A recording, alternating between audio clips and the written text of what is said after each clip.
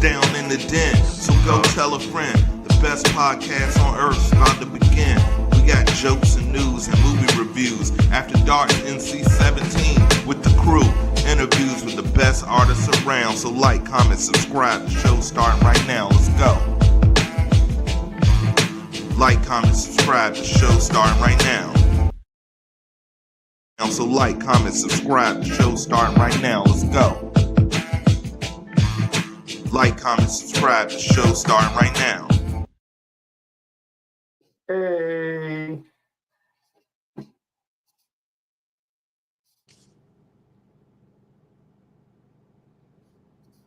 How goes it, man?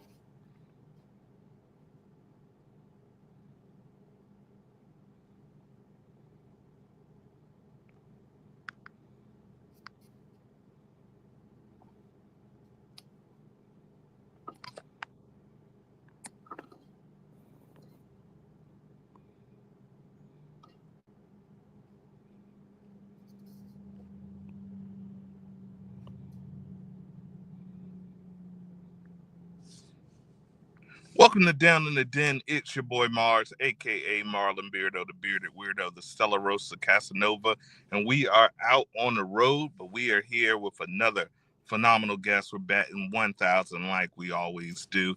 This MC is a true lyricist. This guy is extremely talented. I've been rocking his music all weekend in preparation for this interview, and I'm super stoked. Please, those listening and those at home, give a warm Down in the Den welcome to Caspa Clark. Caspa, how you doing today, brother? I'm good. Thank you for having me. How are you? Man, couldn't be better. Weather's starting to calm down. I got some palm trees in the background, so feeling pretty good, man. How about yourself? I'm pretty good, man. It's the weather here in Virginia is not too shabby either. It's been a little warm lately, so it gave us a little cool front today. Yeah, been kicking back, drinking some coffee, and enjoying the show. And then I got the notification on my phone, and I said, "Oh, let me clean up the studio a little bit and jump on the pod." Oh, well, we appreciate you, man. No need to clean. We're raw and unfiltered here, so like I said, it's all good. But if I'm gonna bring company in, even if it's digitally, I like to clean up for you a little bit. We appreciate, yeah, I'm the same. We make sure the bathrooms are clean and we got napkins and and everything. So I feel you on that one. Fresh water's in the fridge, yes, sir. Fresh cold water, absolutely. Well, we begin every interview the same. I grew up being inspired by two things: hip hop music and comic books. And one thing that I noticed is that all great heroes have an origin story, something that triggered, that made them follow the path they're following. So I asked you, what's your origin story? What made you decide to, maybe the life chose you, but what made you decide to pursue the life of a musician? Because everyone knows it can be a very difficult, lonely, tough life, but what made you choose that path? So it kind of started early with me. My dad was always into music. He always had records in the house, everything from reggae, classic rock. I got into hip hop from my godparents. And I found the movie Bullworth, which had the soundtrack with ODB, Lauryn Hill, all the goodies, the oldies but goodies.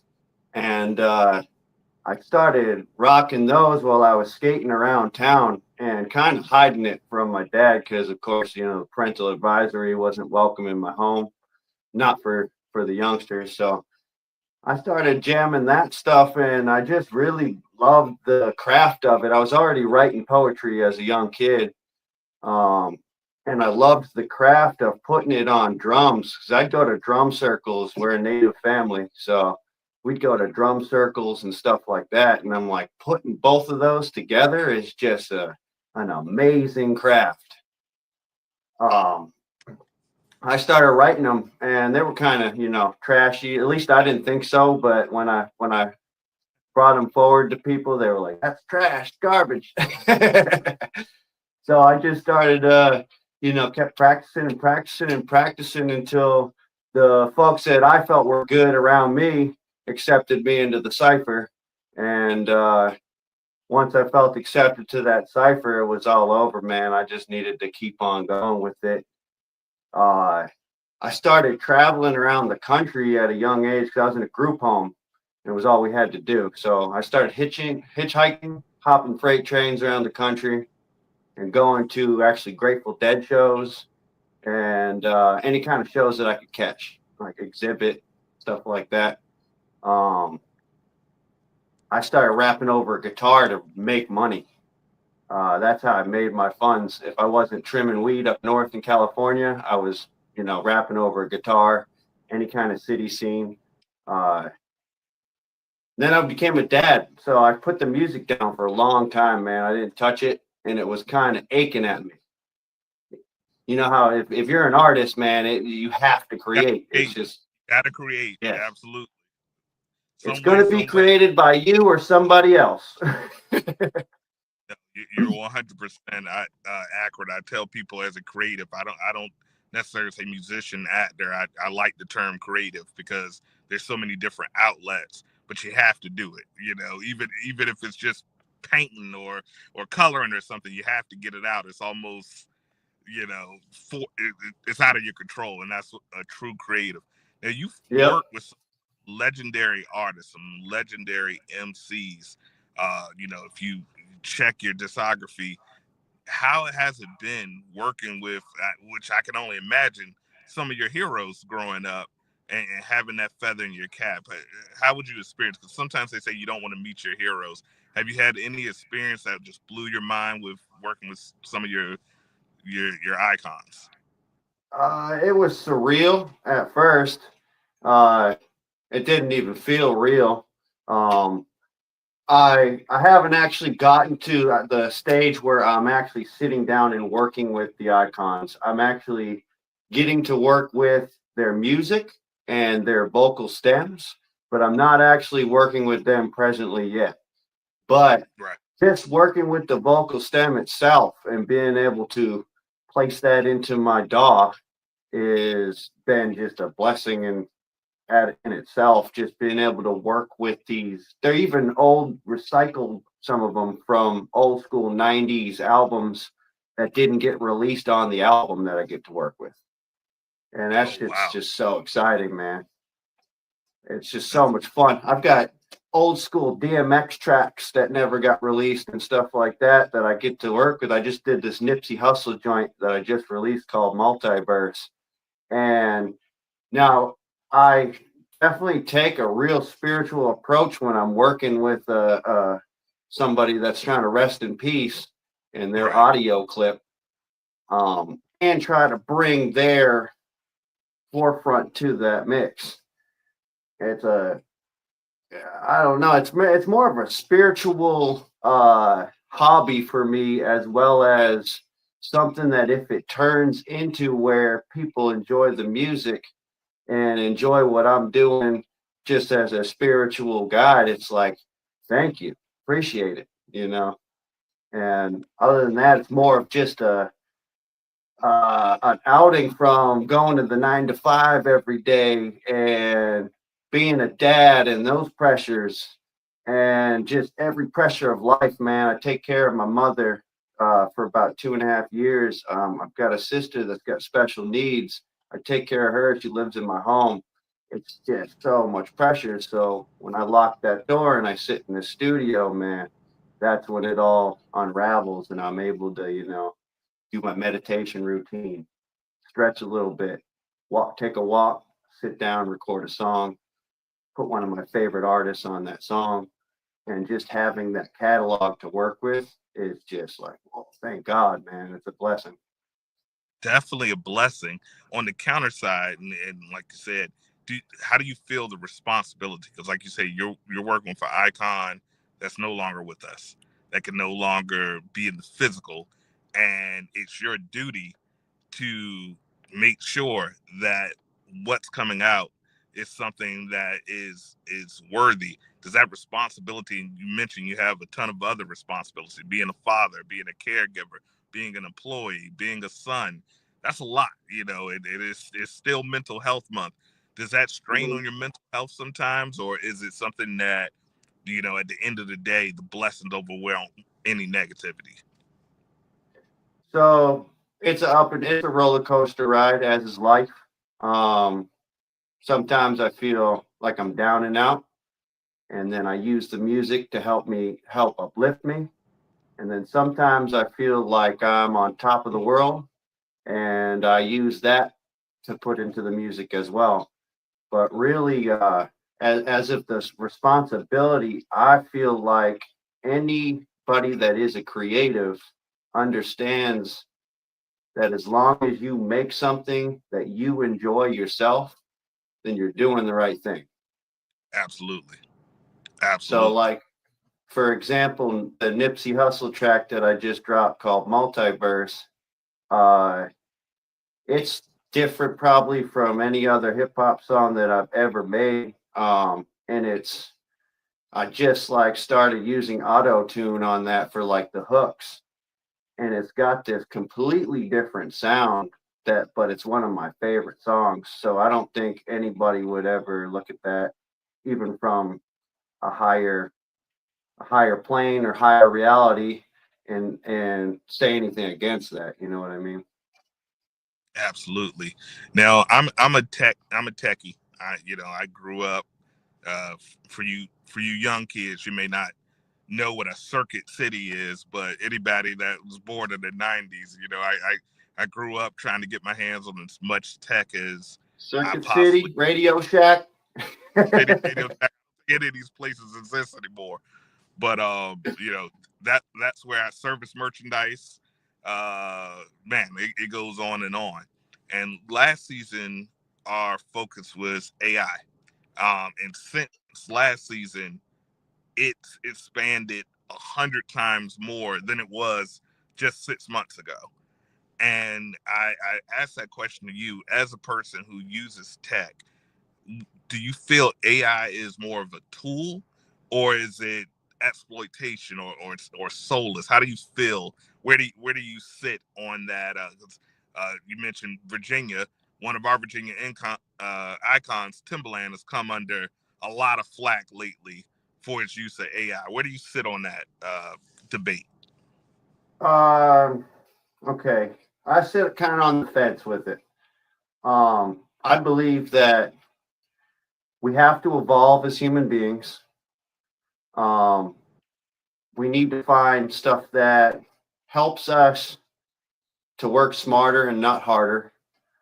But I also believe that every time that we evolve, there is a need for the human beings to kind of like, for us as human beings to figure out how we can like use that to our advantage and not let it use us. Mm, Just like drugs, just like sugars, just like junk food, just like good food. Anything good, bad, evil, doesn't matter what it is. You have to use it at the right time, at the right place for the right things. We can use anything as a bad thing. You know, we can use a light bulb to smash, or people tweakers use it to do drugs, or we could use it to light up our room for our children. Everything's got a positive and a negative. I mm. think it depends on the individual. I don't know anything about what Timberland does with his AI. I don't really focus that much on other people. I do follow the industry for to look at my idols to see what I want to be in the future and learn from them. I lost it.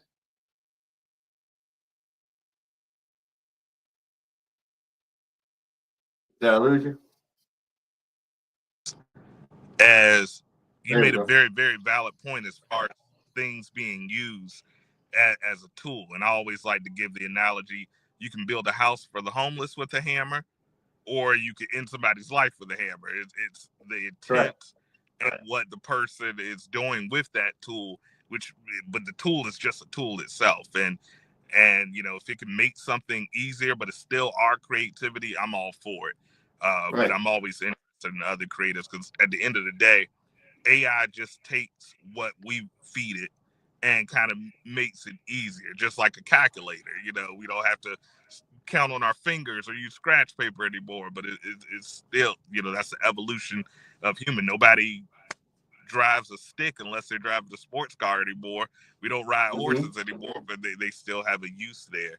Now, And it's been like that with every single thing too. When the internet came about, everybody said that was evil. And yeah, now everybody uses the internet. Same with smartphones. Now everybody's got one. Can't live without it. It's just everybody's gonna question change. Change is scary as shit. It's different, and when it happens as fast as it's been happening recently, it's gonna be mm-hmm, scary.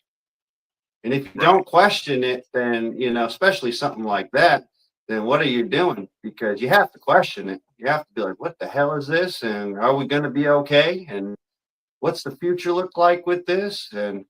But I think as long as we regulate it, we'll be okay. That's the key. I think fair legislation and regulation, because we all know, corporate America, if they can cut out the soul and make a buck on it and have less overhead, they will. So it's up as the artists to make sure that we're protecting our creative, licenses and what we're doing, making sure when we're signing anything, we're not signing up our likeness and images for the rest of our existence on this Right. plane. So it makes perfect sense. Now, Now, I will you mentioned, say, I'm sorry. I was going to say, no, I go ahead. will say that please make the AI so that it'll do my damn job, go deliver my FedEx packages, and then I can sit in my studio and create all the artwork, all the music, all the lyrics. I can do all that myself. Do the other crap I don't want to do for me, please. Right. Right. If you could do AI to do my dishes and fold my laundry and stuff that I don't ever need to do again, Yes. hell, you could drive me to work. I don't necessarily need to do that either. I'm Yeah. all Or for it. just do the work, do the Only, job for me, and I'll do the stuff I love. I'm for that too. I'm for that 100%. Now, you mentioned the track with Nipsey that just dropped, multiverse, correct? Yes, sir. Yes. Yep. What else is on the agenda? What is next on the horizon for Caspa Clark? Okay, so I've got in 2 Fridays from now, Saga Warrior, and that's featuring Fat Joe. Rest in peace. Um, I've got a double album I'm doing a raindrop release on. So every 2 weeks, I'll have a track dropping. There's many features on there that I've been wanting to work with for years. Um, I can't. I don't want to mention all of them and just give away the spoiler a spoiler alert. But one of the main people that I will mention that I've always wanted to work with that's on there that just excites me the most is the Big Snoop, man. And my favorite part about the stem that I worked with is I'm trying to hone in on not cussing as much in my lyrics and bringing a more positive message to it. And I just happened to get a hold of one that he doesn't cuss once in, and the whole thing is just a positive message about building from the ground up in the music industry.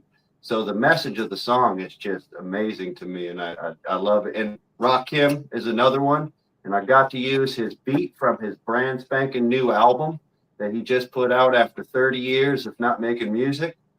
And both of those features to me are just make the whole album just glue together for myself, man. And I just started working with a new engineer, and he's got his own beats. David Linhoff, shout out to him. He's on Instagram, constantly putting out free beats. So it's just I'm really excited about this project, and I'm happy with it.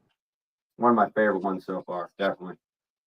I love it, and like I said, Snoop is icon. We all grew up with him, still to this day. Super fire, super motivated. I love what he's doing with the reinvigoration of Death Row, and I can't wait to hear that.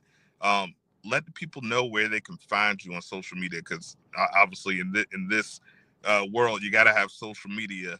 Where can Yes. the Den and the friends of the Den find you on social media and find your work? So I'm at Caspa Clark. That's CASPA Clark, CLARK. Anywhere you go, really. Instagram, Facebook, um, X, Threads. I'm pretty much on all of them. I'm pretty much mostly on Instagram, though, if anybody wants to get a hold of me. Also, I've got a website. It's www.caspaclark.com. That's got all of my merch on there. I just dropped some really nice merch that my graphic designer made. He put it up there for Multiverse. He really did some really cool designs for it. I'm excited for people to be able to get those. I'm building a Patreon right now so you can actually get all of I record all of my studio sessions. Trying to start recording all the podcasts that I'm doing so that I can drop those on there too. Um, just so like the A1 fans can go on there and, check out the deeper content stuff that people that aren't ADHD want to watch. Love that. And it's all about building that community, because there's a ton of us that really love to follow our icons, and you're definitely a future icon for sure. Casper, brother, I love what you're doing. Hopefully this is not the last time that we speak. I want to welcome you to the Den community. That's what we are. We're just a community of fellow creatives. We have producers, directors, rappers, singers, songwriters. I always like to say I'm the friendly plug. I don't sell drugs, but I definitely got connections. So if we're gonna put you in the group chat, if you say, Sean, I need an artist, I need a reggaeton artist or something, I probably know somebody that could link with you. So Well, at any that's time, great, man. absolutely, it's all about lifting the platform and lifting the music up that we love, that we survive off, and creatives like you are the reason I do what I do. So I want to thank you so much for joining me today, and definitely it's not the end, guys. Please do me a favor, go follow Casper on all social media platforms, check out the music, it's phenomenal. He's killing it right now, and we appreciate you for joining us. I appreciate you, man. Thank you for having me. Thank you for accepting me to your community. And I love y'all. 100%. Well, we're going to end this episode like we do all episodes, guys. It's all about peace, love, unity, and respect. Deuces. Deuces.